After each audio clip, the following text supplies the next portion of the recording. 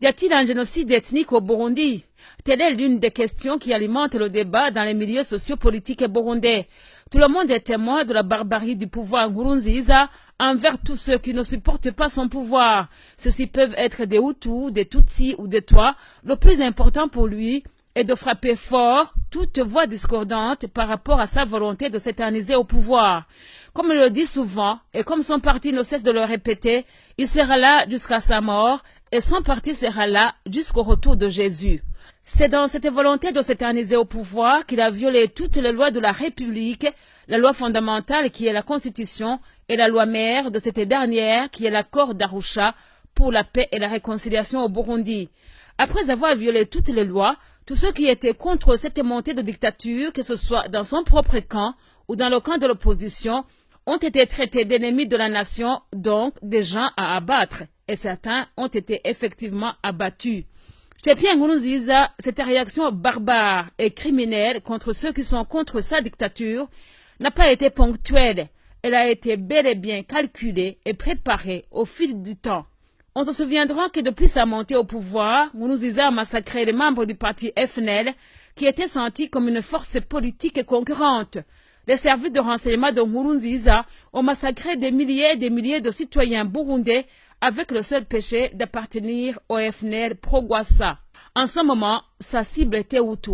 Pendant les 2 mandats légaux au pouvoir, Nkurunziza a massacré des Hutus et en voyant qu'il a réussi à diviser la force politique à tendance Hutu, en nyakurisant tous les partis forts, Nkurunziza a senti que la seule force qui reste et qui risque de l'évincer du pouvoir reste Tutsi. Sa cible a alors changé de camp et elle est devenue Tutsi. En premier lieu, le parti montant, le MSD, a été la première cible. Intimidation sur intimidation, y compris des assassinats ciblés. Malgré cela, les militants du MSD n'ont pas fléchi, mais le pouvoir de Nkurunziza les gardait à l'œil. En deuxième lieu, il fallait casser du Prona. Avec l'aide du zélé Edouard Nduwimana, un Tutsi, qui comme son maître croit que le pouvoir qu'il sert est Hutu, et qu'il faut combattre les Tutsis par conséquent, il a réussi à nyakuriser l'Uprona. Après avoir atomisé Guchubunywenywe, tous les partis soudés et forts, Nkurunziza savait que la résistance allait avoir lieu et a formé sa milice Imbonerakure pour une résolution éventuelle par la force. Les rapports des organisations internationales des droits de l'homme ont bel et bien montré que Nkurunziza a créé des camps d'entraînement de sa milice à l'est du Congo, à Kiliba-Ondes. Ce sont ces milices qui devraient revenir protéger son pouvoir, qui devraient absolument être combattues par les résistants contre sa dictature. Jusque-là, Nkurunziza pensait que la résistance pouvait être constituée par des Hutus membres du FNL surtout, ainsi que la majorité des Tutsis. C'est ainsi qu'il conçut des messages de rallier tous les Hutus pour diminuer la force de la résistance et pour enfin ethniser le conflit qui était pourtant très politique, car les messages ethnistes sont émotionnels et facilement convaincants. C'est dans l'optique de préparer les esprits à sa lutte ethniste qu'il envoya certains de ses ténors pour enseigner une idéologie ethniste, leur proposant même de diffuser des textes montrant que ceux qui luttaient contre le 3e mandat n'étaient que des Tutsis. Il disait en termes voilés, je cite, « Ce sont ceux-là qui ont gardé le pouvoir pendant plus de 40 ans et qui ont endeuillé le Burundi, qui veulent revenir au pouvoir en prétextant lutter contre le 3e mandat de Nkurunziza. » Fin de citation. Ils en profitaient pour lancer une alerte sentimentaliste et ethniste dans les milieux Hutus. Ceci a été remarqué dans les écrits signés et diffusés par le député Habyarimana Juvenal, dans les messages lancés par l'actuel président du Sénat, Révérien Ndikuriyo, dans les messages du vice-président du parti présidentiel, M. Victor Wurikukiye, ainsi que d'autres agents administratifs locaux qui relayaient et exagéraient les messages de leurs leaders.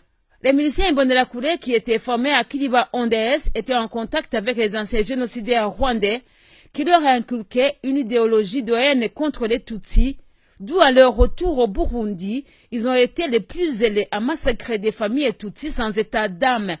Le massacre de la famille Nkezabahizi en est un bon exemple. La famille Nkezabahizi n'a pas été massacrée parce qu'elle avait une filiation quelconque avec la résistance contre le 3e mandat de Nkurunziza, mais tout simplement parce qu'elle était Tutsi. Je ne veux pas dire que Nkurunziza épargne des Hutus qui sont contre son pouvoir.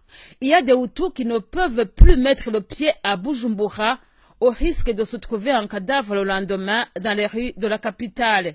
Mais contrairement aux Tutsis sous lesquels Nkurunziza tue en masse, tirant dans le tas, si on considère l'attaque récente à la roquette du bus en provenance de l'enterrement à Manda, Nkurunziza ménage maintenant les Hutus pour leur montrer que la guerre est ethnique, que la guerre est contre les Tutsis, bien qu'il sait très bien que c'est un alibi. Les Hutus sont individuellement ciblés selon leur degré de militantisme contre Nkurunziza. Les Tutsis sont en train d'être ciblés dans leur ensemble, surtout à Bujumbura, la capitale. Vous devez savoir que quand on parle de quartier contestataire, on veut tout simplement parler de quartier Tutsi. Un cri d'alarme doit être maintenant et clairement lancé à la communauté internationale pour protéger les populations Tutsi du Burundi, qui sont maintenant la cible principale du pouvoir criminel de Nkurunziza.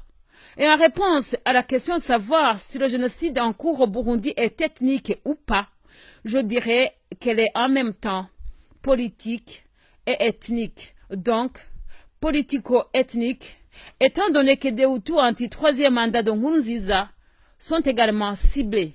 Mais la tendance ethnique prend de plus en plus une ampleur tellement inquiétante qu'elle mérite une attention particulière.